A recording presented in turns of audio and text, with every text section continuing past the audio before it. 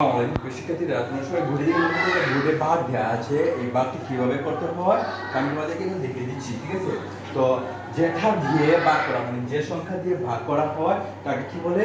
ভাজক বলে। আর যাকে ভাগ করা হয় তাকে ভাজক বলে।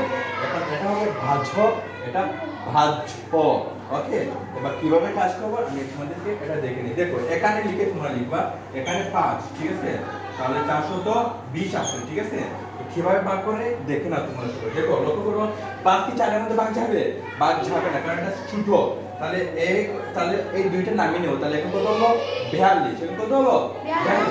যখন না যাবে, ঠিক আছে, ভাজ্য দিয়ে মানে কি ভাজক দিয়ে যদি ভাজ্য প্রথম সংখ্যায় ভাগ না যায় তারপর দ্বিতীয় সংখ্যাটা নামিয়ে নেব। তাহলে এবার 42, তাহলে এবার যাবে 5 42 মধ্যে কতবার যাবে? 8 বার। 5 8 40। ঠিক আছে, এবার 9 দিয়ে দিলে 5 45 বেশি হয়ে যায়। নিচেরটা হয় সমান হতে হবে, নতুবা নিচেরটা হতে হবে। ঠিক আছে, তাহলে 8। ঠিক আছে, তাহলে এবার হবে 2 2 0 বিকল্পে 2, 4 তে 0 4 বিকল্পে 0 থাকে, বাবা 0 বসে না।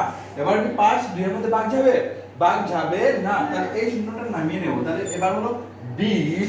5 20 এর মধ্যে যাবে 4 বার, 4 5 এ 20। ঠিক আছে, এবার দেখো তো এখানে 0, ঠিক আছে, আর যাবে না, তার আর সংখ্যা নাই। তাহলে আমাদের কত হলো? উত্তরটা 84। 5 420 এর মধ্যে গেছে কতবার?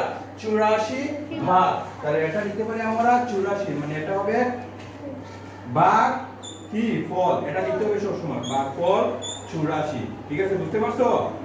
এটাই হবে আমাদের কাঙ্ক্ষিত উত্তর। ধন্যবাদ তোমাদের সবাইকে।